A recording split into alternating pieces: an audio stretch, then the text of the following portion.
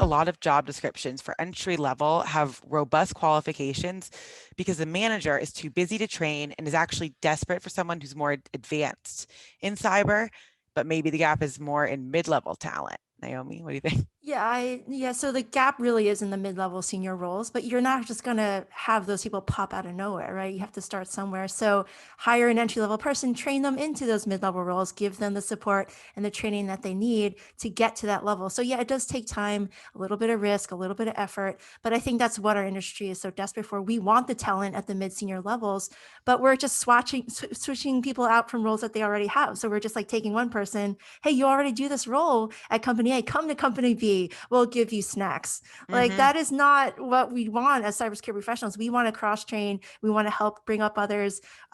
Take anyone with just the passion and the curiosity, the ability to think critically, the ability to think outside the box. Those are the traits that are really hard to teach, but you can learn everything that you need to know in cybersecurity as long as you have the right student, the right teacher, and the right environment so they can operate safely in, and they can take those make those mistakes in like a risk-free way. Like those are the things that we have to be more creative as in the leadership roles, because we're not thinking outside of our immediate world. We're like fires, got to put out fires, got Mm-hmm. to do this, got to do this, control frameworks, all these things. And we're not stepping away from it because, yeah, we are a little too busy, but there's always at least a couple hours in your day where you can bring up somebody. I'll just say I have an intern right now. She has an opera background. She has zero technical experience. And I picked her on purpose because she has a great way about her, can communicate, strong emotional intelligence, very good at critical thinking, and she can learn. So, and her entire goal right now is to write IT security playbooks. She was able to crank out one within her first week because you know what? It's not that difficult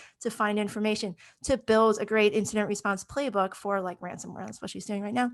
Doing the rest of the security playbooks in 3 months. At the end of 3 months, if she passes her security plus, I will make her a full-time offer. And guess what? I think she can do it. I really do. Even though she's like, this stuff is way over my head, but she has that growth mindset.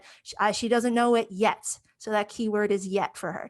And I keep telling her, you can do this. Everyone can learn this. It might be difficult now, but there are materials that you can learn on your own.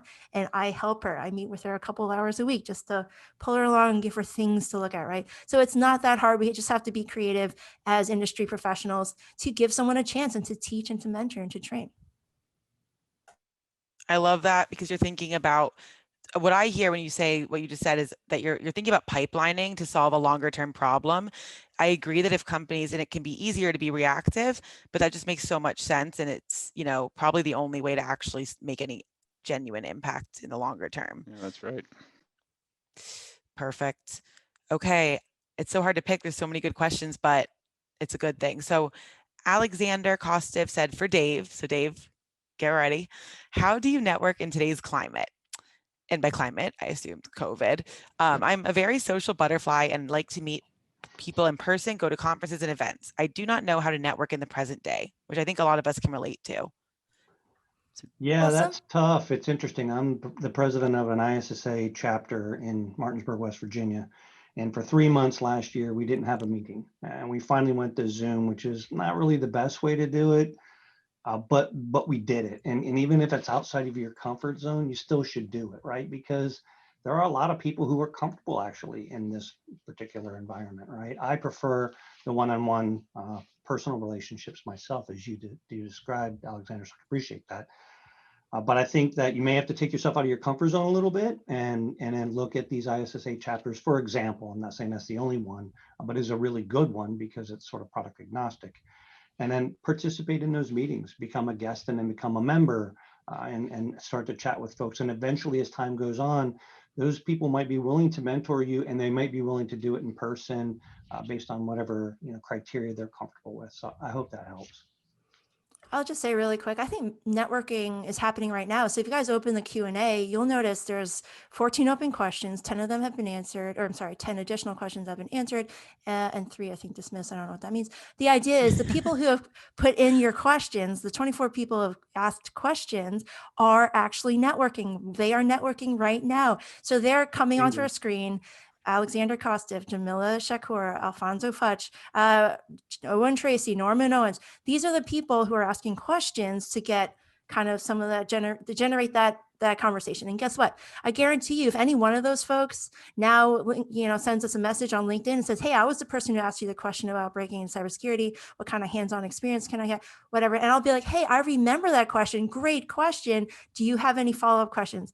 And then that person might say, yeah, I actually do. Can I just have 30 minutes of your time? And I'll say, actually, I do. Here is my calendar link. Go ahead and schedule something. And that is all it takes. You don't have to be this crazy like extrovert. You can literally come into a webinar like this, type in a Q&A question, and then follow up with the person that answered your question.